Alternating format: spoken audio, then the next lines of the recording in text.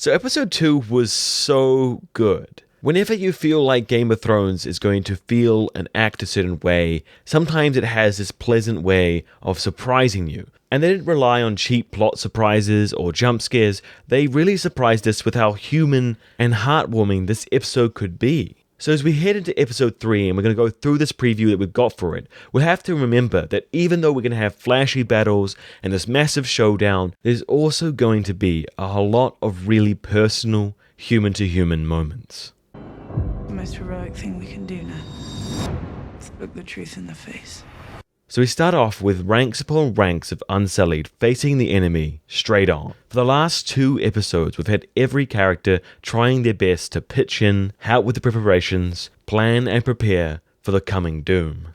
But now, the slow start to the season is over and we're going to get some really big action. We've got some interesting dialogue from Sansa over the top of these first few images, where she says, "The only thing we can do now is look the truth in the face." We're at the point in the season where most of the characters don't feel like they're trying to actually win. They're just trying to turn around because they're being put into a corner and do as much damage as they can on their way out. Though the thing is, this is only episode 3 of 6, so we still have so much more to come from this season.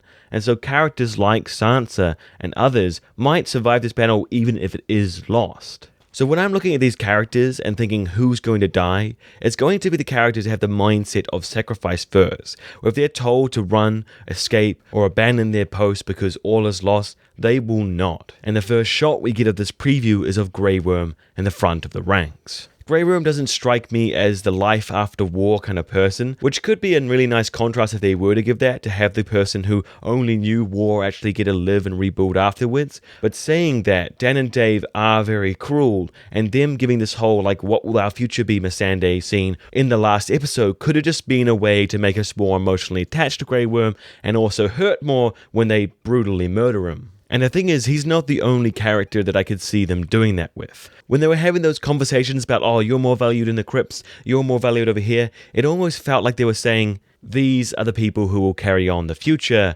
and these are the people who will die defending it. For a long time, I've held the theory that Tyrion will bring democracy, a new type of era, to Westeros and maybe more of the world. So I see him as a character who needs to survive the long night and help the new generation, the people who have left, rebuild. Much like that little girl who wanted to stand up and fight with the other people, it's more important to preserve them for the new generation and let them live their full lives when they're strong enough than to throw them out on this one. So I definitely see that in this episode or the next, characters like Tormund, Beric, Davos, and Jorah are at high risk of falling in this fight.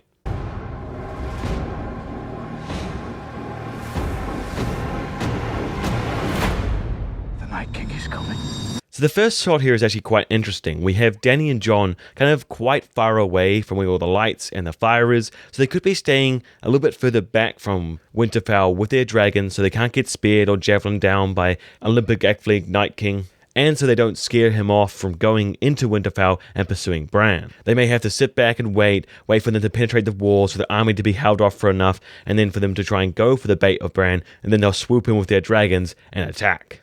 Now, I'm sure this would be really hard for Jon to watch his men and friends and family fighting and dying, this like army of the dead, where he has to sit on a hill in the cold waiting. For Jon, there's always been things in his life that are harder and easy to do. Fighting and dying for his family is so easy for him, but watching them and having to be sidelined because he is a more important player, that will really hurt him. And they'll definitely play that up the entire time through the battle. We have cuts across to both of them looking at each other, maybe even Dany holding Jon back from jumping in too early, like, no, you can't do this, we have to fight for humanity. Like good old TV drama stuff. Now I'm sure like all of you, we can't wait to see Arya jump in there with her dragon glass, stab, stab, stab, backflip, ninja assassin. But I feel like they're going to go in a different direction with this. We heard Gendry describing to Arya what it was like to fight them, like they were fighting death. And Arya has come face to face with death so often it doesn't frighten her, or so she thinks. We get a small snippet of Arya running through the halls, blood on her face, like we got in the beginning of the very first trailer. So this is the episode where that happens. So maybe she comes face to face with whites and she can deal with it. She can get over it and stab them. But if I was writing this show and Arya came face to face with a proper White Walker, she could have her instincts kick in and the voice of Sirio play, "What do you say to the god of death? Not today." And then she just bolts it.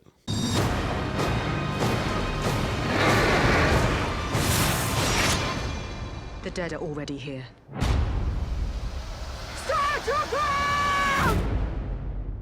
So this makes me feel like episode 3 is going to be one of personal challenge. Like every character from the Hound to Arya faces their fears, their challenges, those inner insecurities that they try to hide so vigorously. With its Davos facing the guilt over thinking he failed Shireen by not saving her, Jorah redeeming himself on the battlefield and fighting for House Mormont in the north, Theon redeeming himself on the battlefield and fighting for House Stark in the north, or even small things like Varys huddling in the crypts not knowing anything that's happening above him, or maybe characters like the Hound facing fire and Beric really truly getting death and facing that all-dreaded nothingness he saw. But in contrast to all of that, we'll have the characters who will truly shine. Brienne charging with her men under her command that she trained as equals, side by side, knighted and all. With Jaime finally accepted by people around him with a new family, a new purpose. It's going to be one hell of a showdown. So we're going to have dragons and fire and blood, fighting, challenge and heartbreak. Who will survive? Where will the story go?